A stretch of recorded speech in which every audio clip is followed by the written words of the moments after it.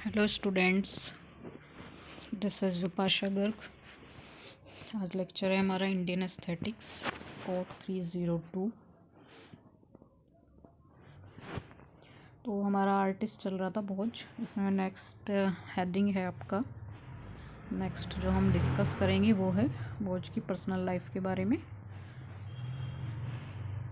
भोज ने अन्य शासक राजवंशों के साथ वैवाहिक गठबंधन के हिस्से के रूप में कई महिलाओं से शादी की। जो भोज थे उन्होंने जो अन्य शासक थे उनके राजवंशों के साथ वैवाहिक गठबंधन के हिस्से के रूप में कई महिलाओं से शादी की थी। यानी एक नहीं कई महिलाओं से उन्होंने शादी की थी।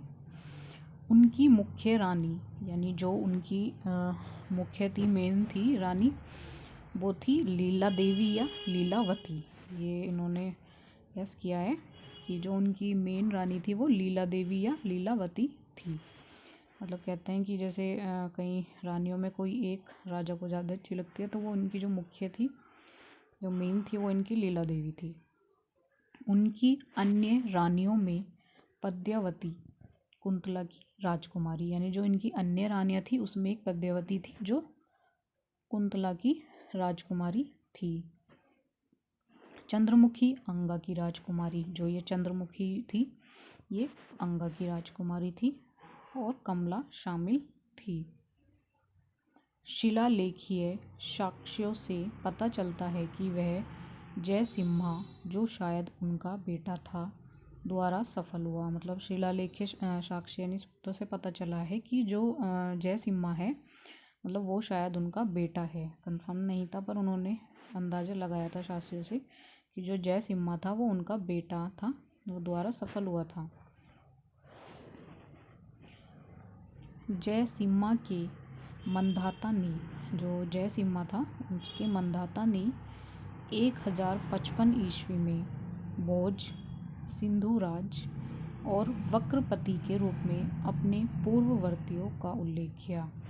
मतलब जो मंधाता थे उन्होंने उससे 1055 ईस्वी में भोज, सिंधुराज और वक्रपति इनके रूप में जो उनके पूर्ववर्ती थे उनका उल्लेख किया था। हालांकि यह शिलालेख भोज और जयसिम्हा के बीच के संबंध को निर्दिष्ट नहीं करता है। यानी जो ये शिलालेख भोज और जयसिम्हा है वो उसके बीच संबंध को निर्दिष्ट नहीं करता,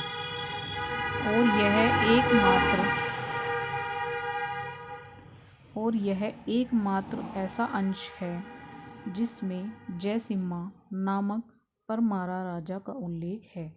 यानी ये एकमात्र ऐसा अंश है जिसमें जयसिम्हा नामक परमारा राजा का उल्लेख है। बाद के परमार राजाओं के उदयपुर प्रशस्ति और नागपुर प्रशस्ति शिलालेखों में परमार राजाओं की विस्तृत वंशावली दी गई है। यानी जो बाद के परमार जो राजा थे उनके उदयपुर प्रशस्ति और नागपुर प्रशस्ति शिलालेखों में परमार राजाओं की विस्तृत वंशावली दी गई है, लेकिन जयसिंह का उल्लेख नहीं है। ठीक है, जयसिंह का उल्लेख नहीं बताया इन्होंने। इन दोनों शिलालेखों में भोज के बाद अगले शासक के रूप में उदयदित्य का नाम है। यानी जो ये दोनों शिलालेख थे उसमें भोज के बाद अगले शासक के रूप में उदयदित्य का नाम है। उदयदित्य अब भोज के भाई के रूप में जाने जाते हैं। जो उदयदित्य थे वो भोज के भाई के रूप में जाने जाते हैं। नेक्स्ट है आपका रिलीजियन। नेक्स्ट टॉपिक इसमें आएगा रिलीजियन। ऐतिहासिक साक्ष्य बताते हैं कि भोज शिव के भक्त थे। यानी जो ऐतिहासिक साक्ष्य थे वो बताते हैं कि जो भोज थे वो शिव के भक्त थे। उनके लेखन ने शिव को जगत गुरु, विश्व शिक्षक के रूप में उत्तीर्ण किया। जो उनके लेखन थे उन्होंने शिव को जगत गुरु, विश्व शिक्षक के रूप में उत्कीर्ण किया था, और उनके शिलालेखों की शुरुआत शिव की स्तुति के साथ होती है। जो उनके शिलालेख थे उनकी शुरुआत शिव की स्तुति के साथ होती है। बाद के परमार शासकों के उदयपुर प्रशस्त्री शिलालेख में कहा गया है कि, यानी जो बाद के परमार थे उसमें उदयपुर प्रशस्त्री शिलालेख में कहा गया था कि भोज ने केदारेश्वर, रामेश्वर, सोमनाथ, काला और रुद्र सहित शिव के विभिन्न पहलुओं को समर्पित मंदिरों के साथ पृथ्वी को कवर किया। यानी जो भोज थे उन्होंने केदारेश्वर, रामेश्वर, सोमनाथ, काला और रुद्र इन सब के सहित जो शिव के मतलब अन्य भिन्न भिन्न जो कई सारे पहलू थे उनको समर्पित किया था, मंदिरों के साथ पृथ्वी को भी कवर किया। जो मंदिर थे उनके साथ उन्होंने पृथ्वी को भी कवर किया था।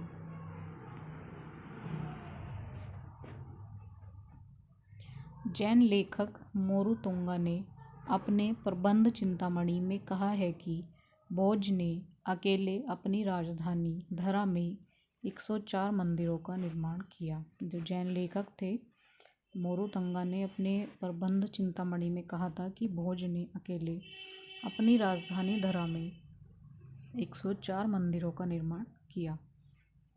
हालांकि भोजपुर में भोजेश्वर मंदिर एकमात्र जीवित मंदिर है। जो भोजपुर था उसमें जो भोजेश्वर मंदिर है वो एकमात्र जीवित मंदिर है, जिसे निश्चित रूप से भोज के लिए जिम्मेदार ठहराया जा सकता है। ठीक है, तो जो निश्चित रूप से भोज के लिए जिम्मेदार ठहराया गया।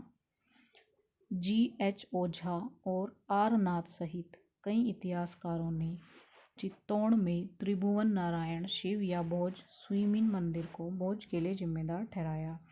जो G.H. ओझा थे और आर नाथ थे जो उनके सहित इतिहासकारों ने जो चित्तौड़ में त्रिभुवन नारायण शिव था और जो भोज स्विमिन मंदिर था उसको भोज के लिए जिम्मेदार ठहराया था।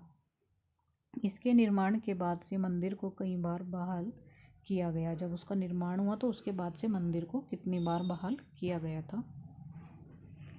जैन किंवदंतियों ने कहा कि भोज जैन धर्म में परिवर्तित हो गया। जो जैन ने भोज को जैन धर्म में परिवर्तित हो गया था। इस लेख के अनुसार उनके दरबारी कवि धनपाल ने राजा को वैदिक पशु बलि देने के लिए मना किया। यानी जो ये लेख था उसके अकॉर्डिंग जो उनके दरबारी थे कवि धनपाल, ठीक है, उन्होंने राजा को वैदिक पशु बलि देने के लिए मना कर दिया था, मतलब मना लिया था। कवि ने भोज की अन्य धार्मिक मान्यताओं का भी खुलकर मजाक उड़ाया। मतलब जो धनपाल थे उन्होंने राजा को वैदिक पशु बलि देने के लिए मना लिया और फिर जो कवि थे उन्होंने धनपाल जो थे उन्होंने भोज की जो अन्य धार्मिक मान्यताएं थी उनका भी खुलकर मजाक उड़ाया, जिसमें उनकी कामदेव रति और गाय की पूजा भी शामिल है। मतलब जिसमें उनकी कामदेव रति और गाय की पूजा भी शामिल थी। धीरे धीरे धनपाल ने भोज को जैन बनने के लिए मना लिया। मतलब फिर धीरे धीरे जो धनपाल थे उन्होंने भोज को जैन बनने के लिए मना लिया था। भोज के जैन धर्म में रूपांतरण के ये लेख ऐतिहासिक साक्ष्यों के साथ अपूर्णीय हैं। जो भोज थे उनके जैन धर्म में रूपांतरण के ये लेख ऐतिहासिक साक्ष्यों के साथ अपूर्णीय हैं। भोज प्रबंध कथा में गोविंदा नाम का एक ब्राह्मण भोज को एक वैष्णव कहता है। जो भोज प्रबंध कथा है उसमें गोविंदा है जो वो गोविंदा नाम का एक ब्राह्मण भोज को एक वैष्णव कहता है। यह संभव है कि भोज ने शैव होने के बावजूद अन्य धर्मों का संरक्षण किया हो। मतलब ये संभव था कि जो भोज थे उन्होंने शैव होने के बावजूद भी अन्य धर्मों का संरक्षण किया हो। इसमें आगे का नेक्स्ट वीडियो में डिस्कस करेंगे। आज का इतना ही है।